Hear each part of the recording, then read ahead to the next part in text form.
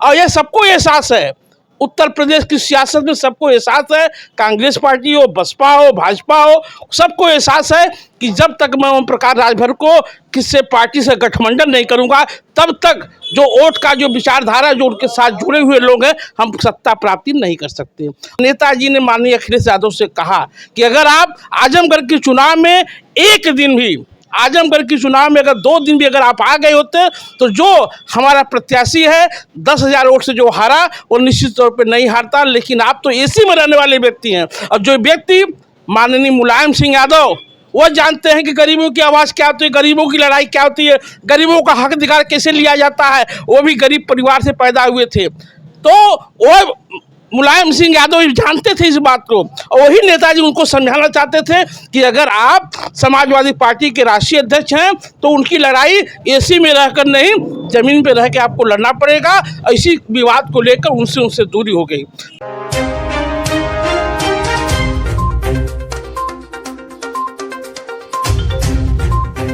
नमस्कार दोस्तों, राजभर एक्सप्रेस में आप लोग का तहे दिल से स्वागत है। इस समय सिंधोरा बाजार में है और हमारे साथ है सुहेलदेव भारतीय समाज पार्टी वाराणसी के कोऑर्डिनेटर मोहम्मद गुलाम जी हैं, और जानेंगे सुहेलदेव भारतीय समाज पार्टी के राष्ट्रीय अध्यक्ष ओम प्रकाश राजभर जी को गरीबों का मसीहा कहा जाता है। जो लड़ाई लड़ रहे हक अधिकार की गरीबों की, कोई नेता नहीं लड़ रहा है, इस पर आपकी क्या राय है? सबसे पहले हमारे यूट्यूब चैनल में आपका स्वागत है। आपके इस चैनल को धन्यवाद। और मैं गुलाम मोहम्मद सुहेलदेव भारतीय समाज पार्टी का वरिष्ठ नेता हूं, और नेताजी ने जब से पार्टी बनाया है तब से मैं उनके साथ कारवां मिला के मैं उनके साथ कदम से कदम चल रहा हूं। और जहां तक नेताजी की बात है, नेताजी की जो सोच है, जो विचारधारा है, आज के परिवेश में नेताजी की जो सोच है, जो विचारधारा है, मैं हर दल के नेताओं को जानता हूँ, हर दल के पार्टी को जानता हूँ। और नेताजी की जो विचारधारा है वो किसी अन्य पार्टी की विचारधारा वो वैसा नहीं है। और नेताजी हमेशा अपने विचारों से इस समाज को जगाने का काम किए हैं। कोई भी समाज हो, हर समाज की लड़ाई लड़ने की बात करते हैं। और नेताजी में सबसे बड़ी खासियत यह है, वो कहते हैं कि बैठने से काम नहीं करेगा, अपना हक अधिकार लेना है तो आओ कदम से कदम मिलाकर मेरे साथ चलो, और निश्चित तौर पर आने वाले समय में मैं तुमको हक अधिकार दिला दूंगा। और दूसरी बात मैं ये कहना चाहता हूँ, इस चैनल के माध्यम से नेताजी से हम लोग की हमेशा बात होती थी। नेताजी की एक ही सोच थी कि एक बार मैं लखनऊ की विधानसभा में पहुँच जाऊँ। तो विधायक किसको कहते हैं, मंत्री किसको कहते हैं, ये पूरा उत्तर प्रदेश इस चीज़ को जानकारी महसूस करेगा।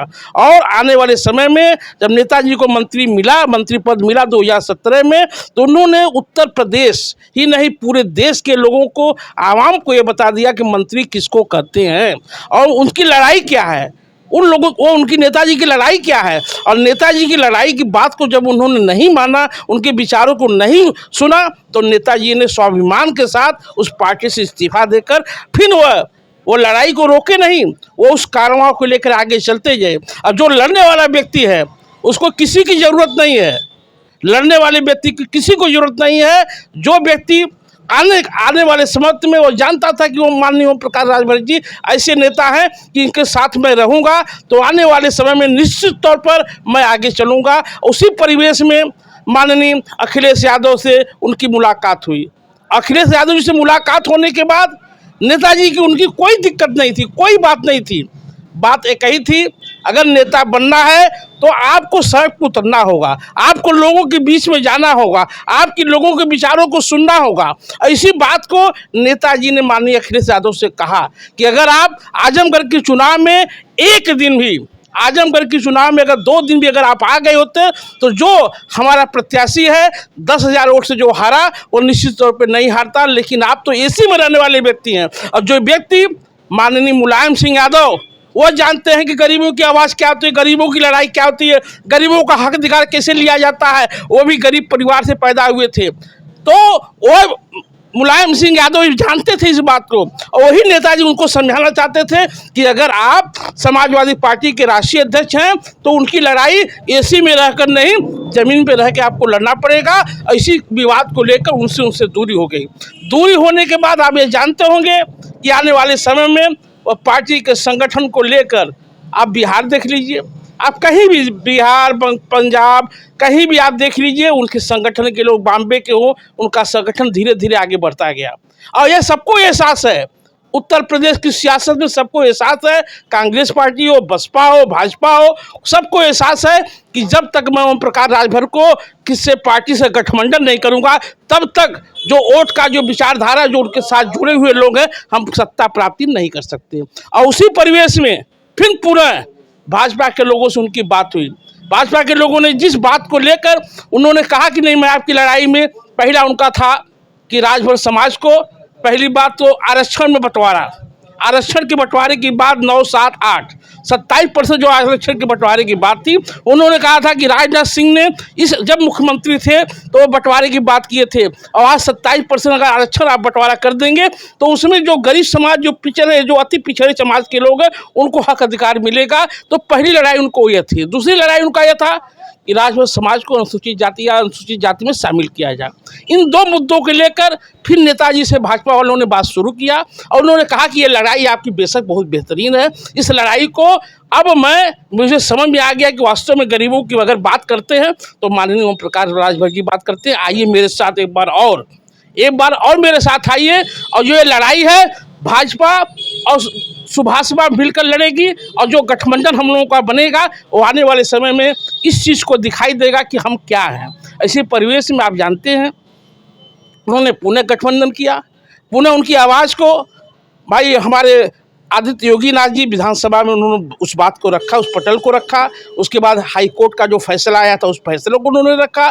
फैसला रखने के बाद फिर वह दिल्ली में गया हुआ है। निश्चित तौर पर आने वाले समय में जो नेताजी की लड़ाई है, जो नेताजी की विचारधारा है, उस विचारधारा को निश्चित तौर पर हम लोगों को पूरा विश्वास है कि नेताजी कभी भी जनता के प्रति हमेशा विश्वसनीय हैं।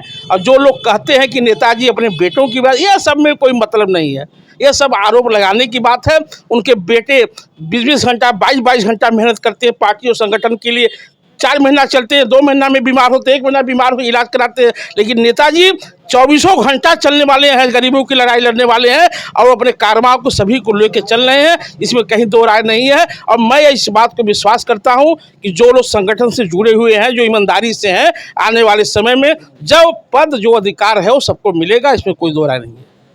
कहा जाता है कि ओम प्रकाश बेबाकी से बातें करते हैं, इससे क्या सुहेलदेव भारतीय समाज पार्टी को कुछ फर्क नहीं पड़ता है कि कभी भी कुछ भी बोल देते हैं? क्यों बोलते हैं? ये बेबाकी क्यों है? ये धड़कन उनके दिल में क्यों है? प्रश्न तो यही है, ये क्यों बोलते हैं? वो बोलते इसीलिए हैं, वो न सपा के हैं, न बसपा के, न भाजपा के, न कांग्रेस के हैं। वो खुद एक पार्टी है, वो खुद एक विचारधारा है और वो इसलिए बोलते हैं। आज अगर वो नहीं बोलते तो उत्तर प्रदेश ही नहीं, पूरे देश ही नहीं, पूरे विश्व में उनकी आवाज़ को, आज सबको पता है कि ओम प्रकाश की आवाज़ को बेबाकी के नाते उनकी आवाज़ को कोई दबाने वाला नहीं है। यही उनमें खासियत है कि वो अपनी बात को रखते हैं। उनको ये नहीं है कि आपको बुरा लगेगा या भला लगेगा, अगर सही बात है तो बात रखनी चाहिए। जी बहुत बहुत धन्यवाद। तो ये थे मोहम्मद गुलाम जी, जो सुहेलदेव भारतीय समाज पार्टी के कोऑर्डिनेटर हैं वाराणसी से। और ओम प्रकाश राजभर जी गरीबों की लड़ाई लड़ते हैं और हक अधिकार की लड़ाई लड़ते रहेंगे, ऐसा कहना है मोहम्मद गुलाम जी का। तो ये हमारा छोटा सा वीडियो आपको कैसा लगा ज़रूर कमेंट बॉक्स में बताएं। अगर चैनल पे नए हैं तो चैनल सब्सक्राइब करना ना भूलिए। मिलते हैं किसी अगली वीडियो में। जय हिंद, जय भारत।